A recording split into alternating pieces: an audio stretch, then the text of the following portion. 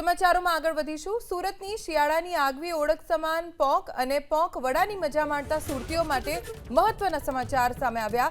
શહેરીજનોના આરોગ્ય સાથે કોઈ ચેડા ન થાય તે હેતુથી સુરત મનપાના આરોગ્ય વિભાગે આજે કડક કાર્યવાહી હાથ ધરી।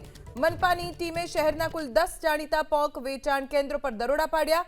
દરમિયાન પોંક વડા અને સેવના કુલ 12 નમૂના લેવામાં આવ્યા। આ નમૂનાઓને તપાસ માટે મોકલી આપવામાં આવ્યા છે। સાથે જ આરોગ્ય વિભાગે સંસ્થાના માલિકોને સ્વચ્છતા બાબતે કડક ચેતવણી આપી।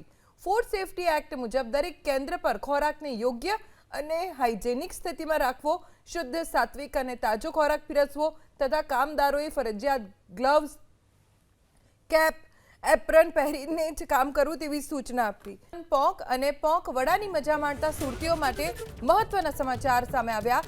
શહેરીજનોના આરોગ્ય સાથે કોઈ ચેડા ન થાય તે હેતુથી સુરત મનપાના આરોગ્ય વિભાગે આજે કડક કાર્યવાહી હાથ ધરી। મનપાની ટીમે શહેરના કુલ 10 જાણીતા પોંક વેચાણ કેન્દ્રો પર દરોડા પાડ્યા। દરમિયાન પોંક વડા અને સેવના કુલ 12 નમૂના લેવામાં આવ્યા। આ નમૂનાઓને તપાસ માટે મોકલી આપવામાં આવ્યા છે।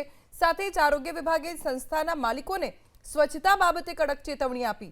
ફૂડ સેફ્ટી એક્ટ મુજબ દરેક કેન્દ્ર પર ખોરાકને યોગ્ય અને હાઇજેનિક સ્થિતિમાં રાખવો, શુદ્ધ, સાત્વિક અને તાજો ખોરાક પીરસવો તથા કામદારોએ ફરજિયાત ગ્લવ્સ, કેપ, એપ્રન પહેરીને જ કામ કરવું તેવી સૂચના આપી।